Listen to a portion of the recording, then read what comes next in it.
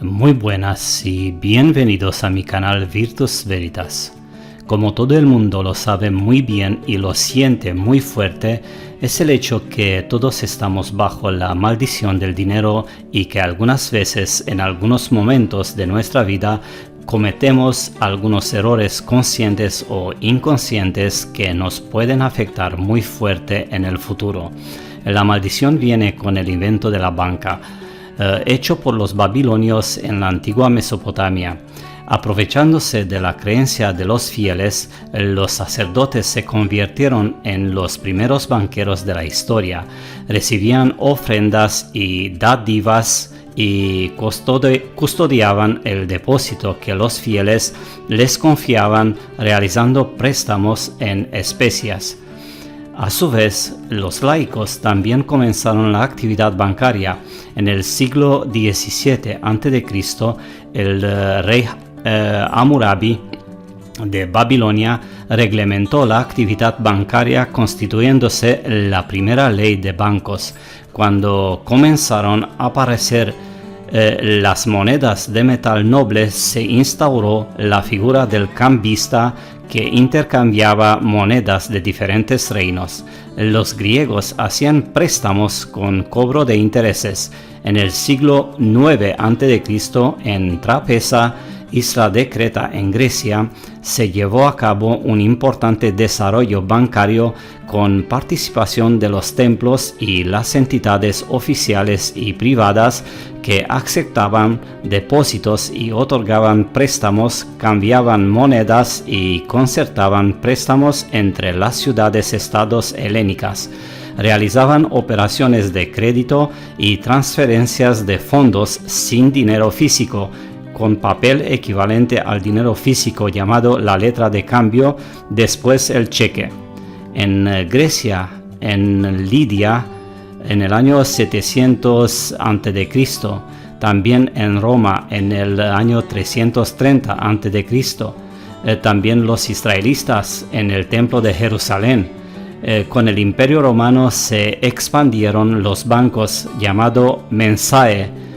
Los argentari o los banqueros prestaban su dinero a sus allegados y amigos de confianza, a diferencia de los triunviato mensari, que prestaban el dinero al público.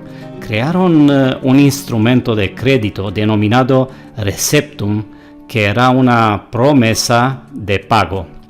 La recuperación comercial y bancaria no se produjo hasta el siglo X, en el que los lombardos del norte de Italia ofrecían subproductos traídos del oriente por los venecianos en toda Europa.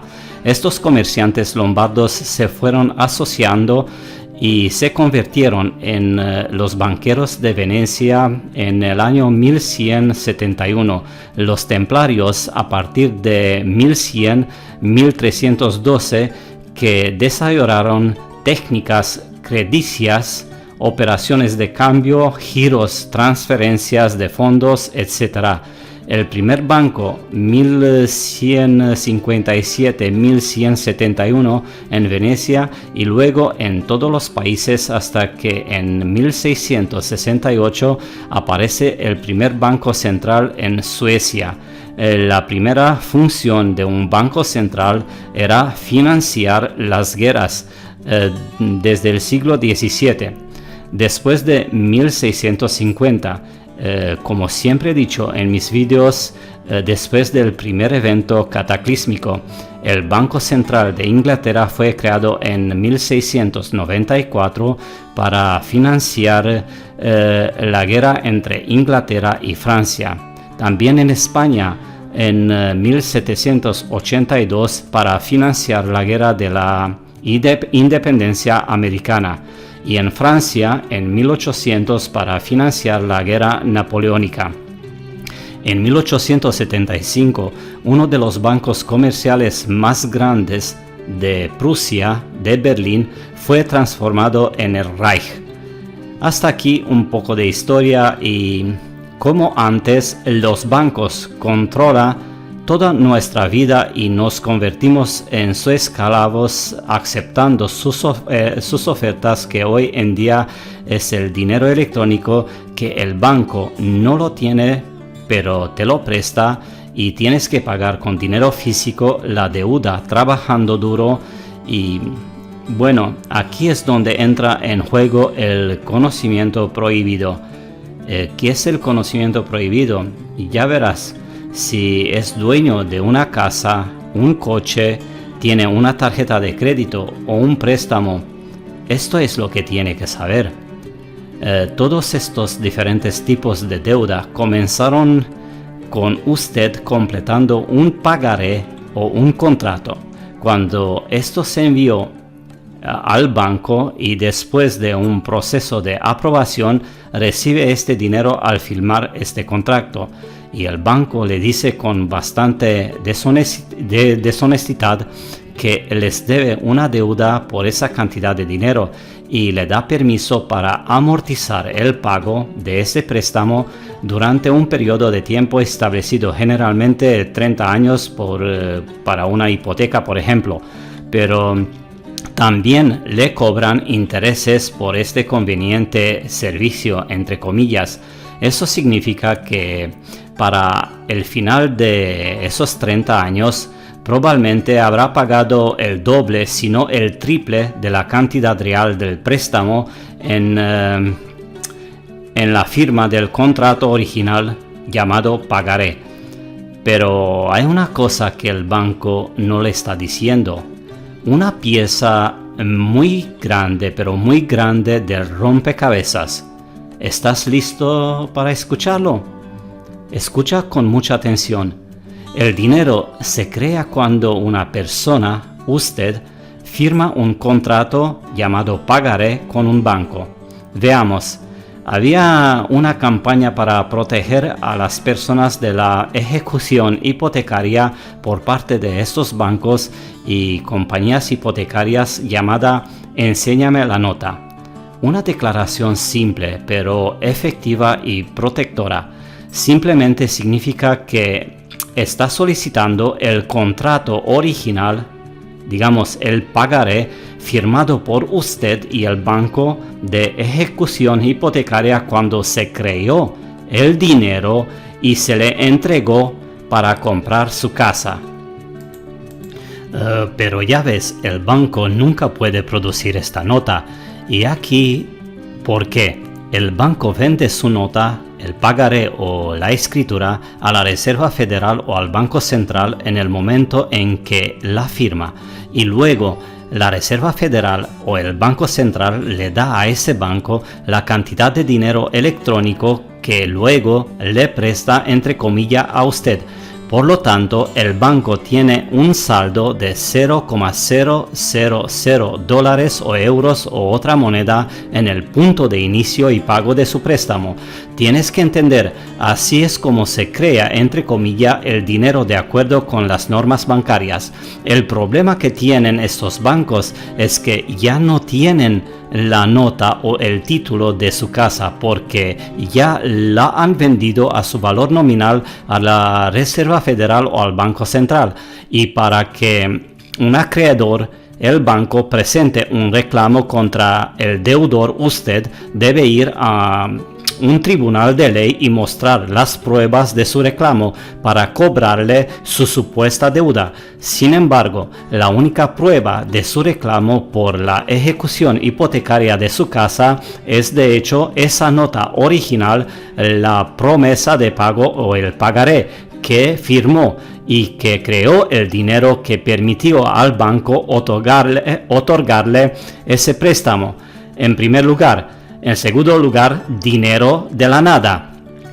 Recuerde, el dinero se crea solo cuando usted y yo firmamos un contrato para obtener el crédito, entre comillas. Es el hecho mismo de que toda esa información no nos es revelada en el momento en que se firma el crédito, lo que hace que este contrato sea nulo y sin efecto. La divulgación completa debe acompañar a cualquier contrato que no sea inválido o ilegal. su contrato de préstamo fue vendido a la Reserva Federal o a un banco central corporativo privado por el banco o la compañía hipotecaria con la que firmó su contrato, desapareció, valió la pena. Luego la Reserva Federal o el Banco Central agrupa esos títulos o contratos y los vende como valores y bonos a otros que quieren comprarlo. Y esta es la razón por la cual el banco no tiene motivos legales para excluirlo. No tienen una inclinación legal sobre su hogar. El principio y el interés que pagas al banco es pura ganancia durante los próximos 30 años porque firmó un contrato que dice que pagaría esa cantidad con su hogar y terreno como ganancia. Pero para que un contrato sea legal, debe haber una revelación completa de estos pequeños hechos. Como obviamente esto no le fue revelado, todos estos contratos hipotecarios y otros contratos son nulos y sin efectos. El banco no tiene contrato ni prueba de reclamo contra su deuda ni derechos para obligarlo a pagarles nada. Recuerde que el banco nunca arriesgó nada y que nunca le dieron un centavo de su propio dinero. Le hiciste un favor al sistema bancario al crear dinero nuevo. Tú creaste el comercio, nada más. La única forma de beneficiarse verdaderamente de esta libertad es declarando sus derechos individuales de soberanía otorgados por Dios a través de una presentación de Código Comercial Universal. Debe compensar su deuda legalmente como se le otorgó. Debe convertirse en un acreedor asegurado. Me estremezco cuando escucho a la gente decir que no van a luchar y que en cambio van a renunciar a su casa. Se sienten sin esperanza, sienten que no puede ganar, pero la verdad es que nunca hubo nada que perder. El banco no tiene reclamo, pero yo entiendo, la mayoría no se opondrá al sistema bancario simplemente porque no entienden el sistema bancario. Supongo que todo se reduce a esto. Sobre la educación, pero ¿qué es una educación? La mayor parte de la información que se enseña es para capacitarnos sobre cómo seguir estas reglas en lugar de conocer y aprender las leyes reales. Y si su nivel de educación se define por la cantidad de dinero pagado para recibir un diploma más o menos prestigioso, que indique el nivel de grado o logro, por eso tenemos que tener una mente muy abierta y no caer en las trampas del negocio y comprar para endeudarnos, porque una vez que tenemos una deuda con el banco o los bancos, ellos van a tener control absoluto sobre nuestra vida. De todos modos, nos espera tiempos en que el dinero físico poco a poco va a desaparecer y esto empezando con los países nórdicos, donde en la actualidad la mayoría de los sitios comerciales ya no puedes pagar en efectivo, solo se puede pagar electrónico, y si no tienes cuentas bancarias no puedes pagar o comprar. ¿No te suena raro que el primer banco central ha aparecido en Suecia en el año 1668 y el primer país que quiere eliminar el dinero físico es Suecia? Muy bien, espero que has disfrutado de mi vídeo, y si te ha gustado, suscríbete por favor, dame un like y comparte los enlaces de mis vídeos con tus amigos. Cuidaos mucho, muchas gracias y hasta luego.